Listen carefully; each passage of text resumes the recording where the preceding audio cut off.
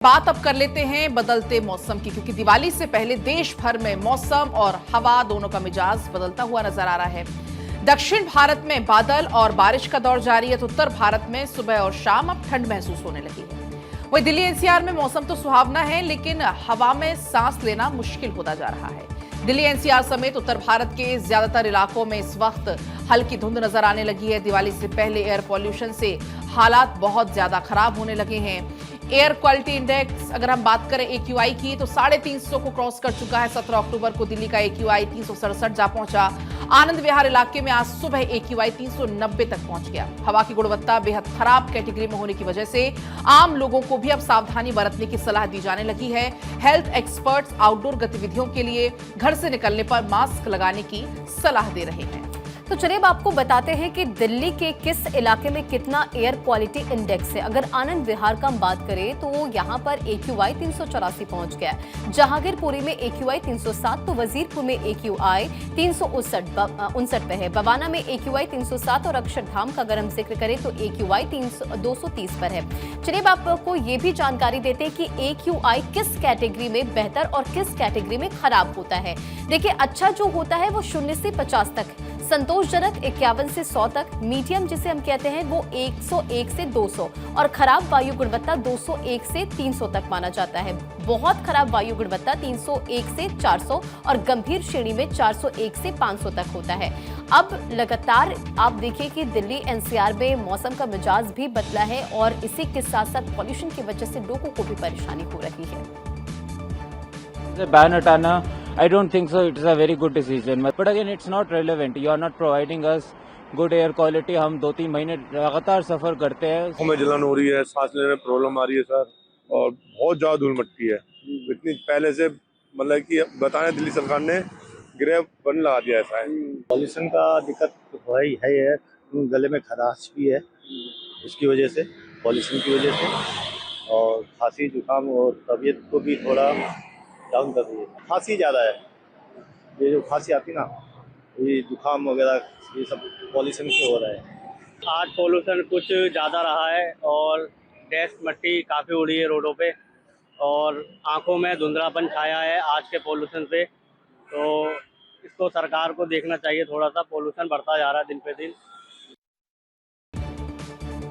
चलिए आगे बढ़ते हैं। बड़े बड़े कारोबारियों के घर CBI की छापेमारी तो आम बात है, भ्रष्ट नेताओं के घर CBI की रेड आम बात है, लेकिन इस बार करप्शन के मायाजाल में एक कानून का ही रखवाला आ गया। दरअसल पंजाब के तेज तर्रार और भ्रष्ट IPS अधिकारी रोपड़ रेंज के DIG हरचरण सिंह भुल्लर, जिनके घर पर कुबेर का खजाना मिला है, 5 लाख रुपए की रिश्वत लेते हुए रंगे हाथों गिरफ्तार। रोपड़ के DIG भुल्लर और उनके सहयोगियों के पास इतने नोट मिले हैं कि देखकर किसी की भी आंखें फटी की फटी रह जाए। इतना रुपया पैसा और इतना सोना, लग्जरी गाड़ियां, जो किसी ने कभी सोचा भी नहीं होगा। सूटकेस खुलते ही मानो जैसे नोटों की बरसात होने लगी हो। इतनी भारी मात्रा में कैश बरामद हुआ है कि नोट गिनने के लिए 3 मशीनें वहां मंगवानी पड़ी।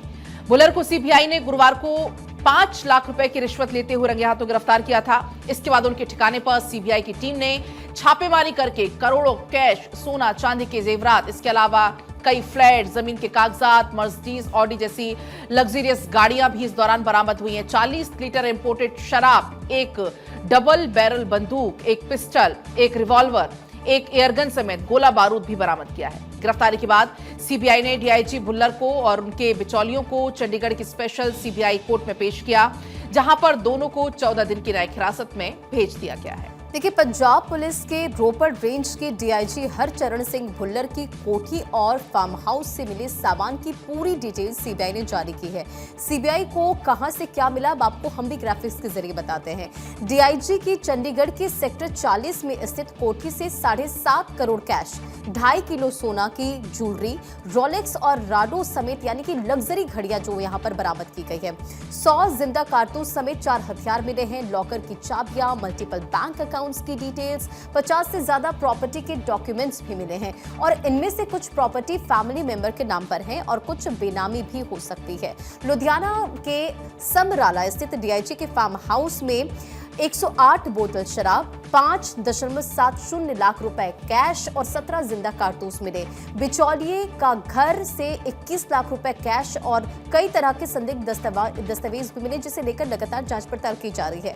आपको ये भी बताएं कि फतेहगढ़ साहिब के मंडी गोविंदगढ़ में एक कबाड़ कारोबारी की तरफ से दर्ज कराई गई शिकायत के बाद भुल्लर को उसके मोहाली दफ्तर से गिरफ्तार किया गया था और कारोबारी ने भुल्लर पर उसके खिलाफ 2023 की एफआईआर को खत्म करने के लिए रिश्वत की मांग करने का आरोप लगाया था। भुल्लर के साथ ही किर शानू नामक के बिचौलिए को भी अरेस्ट किया गया है।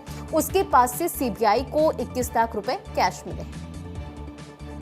तो देखिए 16 अक्टूबर को दर्ज एफआईआर में लिखा गया है कि 11 अक्टूबर को चंडीगढ़ के सेक्टर 9D मार्केट में हुई एक रिकॉर्डेड व्हाट्सएप कॉल में डीआईजी भुल्लर अपने बिचौलिए किर शानू को निर्देश देते हुए सुने गए। उन्होंने बिचौलिए को पंजाबी में कहा कि 8 फाड़ने ने 8 यानी उन्होंने बिचौलिए को साफ निर्देश दिया कि शिकायतकर्ता से 8 लाख रुपए वसूल करो। थानेश्वर हमारे सहयोगी इस खबर पर अधिक अपडेट के साथ जुड़ चुके हैं। थानेश्वर, इस केस को लेकर लगातार जांच पड़ताल की जा रही, लेकिन फिलहाल क्या अपडेट है? देखिए, इस केस को लेकर हर एक की क्यूरेसी बनी हुई है, क्योंकि जिस तरीके से कानून का रखवाला जो स्वयं किसी को रिश्वत लेते हुए पकड़ता था, स्वयं ही रिश्वत के मामले में गिरफ्तार हुआ है। सबसे बड़ी बात है कि जो व्हाट्सएप की कॉल रिकॉर्ड हुई है उसमें वो कह रहा है कि ओदे तो 8 फाड़ लो। 8 का मतलब होता है कि 8 और साथ में ये कहता है कि 8 दे नाल जिन्ने देना उन्ने फाड़ लो, यानी कि जितने पैसे देते अभी उतने फाड़ लो, उतने ले लो, लेकिन उसको ये जरूर बता दो कि 8 लाख मुझे चाहिए। सीबीआई ने लंबे समय तक उसकी रेकी करने के बाद सीबीआई की 8 टीमों ने 7 ठिकानों पर डीआईजी के वहां पर रेड की, जहां पे आपने देखा कि उसके साथ कितना ज्यादा सामान बरामद हुआ। अभी तो इसकी परतें उखड़नी और बाकी हैं। जिस तरीके से मल्टीपल लॉकर की चाबियां बरामद हुई हैं, मल्टीपल अकाउंट बरामद हुए हैं और कई बेनामी संपत्तियां भी हैं, कुछ नामी संपत्तियां। अभी जो आपने देखा है, ये तो जो सूत्रों से निकल कर आ रहा है कि ये तो ट्रेलर मात्र है, ये तो उसकी प्रॉपर्टी का 0.1% भी नहीं है। और जो सूत्रों का कहना है कि इससे तो कई गुना ज्यादा उसके पास प्रॉपर्टी है, कैश भी बहुत ज्यादा है और भी अभी इसके कई ठिकाने हैं जहां भी रेड हो सकती है। हालांकि सीबीआई ने जैसे उसे कोर्ट में पेश किया, कोर्ट में पेश करने के बाद उसके रिमांड की मांग नहीं की, जिसलिए उसे जुडिशियल रिमांड पर 14 दिन के जुडिशियल रिमांड पर कोर्ट ने भेज दिया। लेकिन सीबीआई अपने आंतरिक तौर पर अभी इस पर कार्रवाई कर रही है। जो सीबीआई को लॉकर्स मिले, अब टाइम टू टाइम जाके उन लॉकर की छानबीन की जाएगी, लॉकर्स के अंदर क्या क्या है, जिसके घर में कैश इतना मिल सकता है, ज्वेलरी 2 से 2.5 किलो के आसपास ज्वेलरी मिल सकती है। आप सहज ही अंदाजा लगा सकते हैं कि उसके लॉकर में कितनी ज्यादा प्रॉपर्टी होगी। और जो प्रॉपर्टी के डॉक्यूमेंट्स मिले हैं, उन डॉक्यूमेंट्स के साथ जो कुछ ऐसे डॉक्यूमेंट्स भी हैं जो दूसरों लोगों के नाम पर है। अक्सर ऐसा होता है हरियाणा पंजाब में कि जिसके पास पैसा ज्यादा होता है वो अपने किसी मोहतायत के नाम, यार दोस्त के नाम प्रॉपर्टी ले लेता है और उसे पावर ऑफ अटॉर्नी लेके रख लेता है। तो हो सकता है कि डीआईजी मामले में भी ऐसा हुआ हो कि इन्होंने किसी दूसरे के नाम पर प्रॉपर्टी खरीदी और उसकी पावर ऑफ अटॉर्नी खुद ले ली हो, ताकि उसको आगे सेल परचेज कर सके। अभी सीबीआई कई एंगल से इसकी जांच कर रही है। एक कृष्णु नाम का जो दलाल था, एक तो पकड़ा गया है, इसके साथ साथ और कितने डीलर थे, क्योंकि जिस तरीके से पैसा पकड़ा गया है और जिस तरीके से इनकी प्रॉपर्टी सामने आ रही है, इससे सहज अंदाजा सीबीआई को लग रहा है कि इनके और भी कई ऐसे बिचौलिए हैं जो इनके लिए काम करते थे। सीबीआई उस एंगल से भी काम कर रही है। सीबीआई की अभी फिलहाल के लिए आपको रोकना चाहूंगी। चिराग पासवान क्या कुछ कह रहे, सुनते हैं।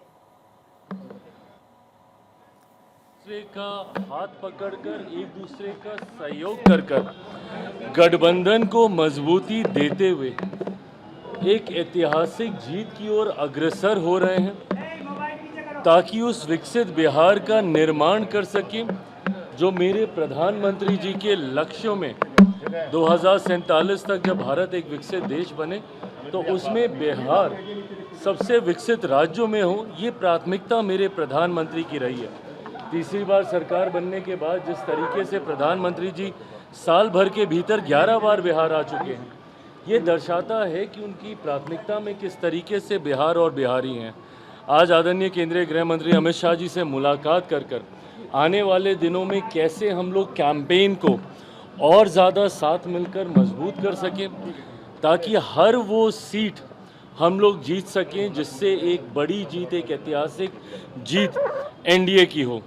और ये होना भी है जिस तरीके से महागठबंधन में सिर्फ उटव्वल चल रहा है। एक दूसरे के घटक दल के प्रत्याशी अपने ही प्रत्याशी के सामने उन्होंने नॉमिनेशन किया है, तो एक तरफ एक कन्फ्यूजन वाला गठबंधन है, दूसरी तरफ एक ऐसा गठबंधन है एनडीए वाला जिसमें इतनी सहजता से सब होने के बावजूद भी हर रोज़ हम लोग यही प्रयास करते हैं कि किस तरीके से इस गठबंधन के स्वरूप को और मजबूत और खूबसूरत किया जाए, इसी उद्देश्य के साथ आज गृह मंत्री जी के साथ ये मुलाकात।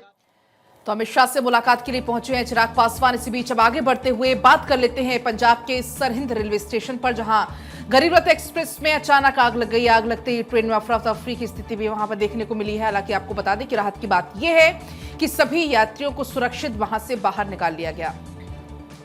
जानकारी के अनुसार 19 नंबर की बोगी ये बताई जा रही है, जहां पर शॉर्ट सर्किट के चलते आग लगी। इसमें लुधियाना के कई सारे व्यापारी सफर कर रहे थे। आग की लपटें उठते ही वहां पर आपको बताएं कि लोको पायलट ने इमरजेंसी ब्रेक लगाकर ट्रेन को रोका। बोगी में सवार यात्री अपना सामान लेकर तुरंत नीचे उतरे। अफरा तफरी के बीच में ट्रेन से उतरने में कई यात्रियों को कुछ चोट भी आई है। ये जानकारी है कि सूचना मिलते ही रेलवे और पुलिस की टीम मौके पर पहुंची और 1 घंटे काफी मशक्कत करनी पड़ी, तब जाकर कहीं आग पर काबू पाया गया।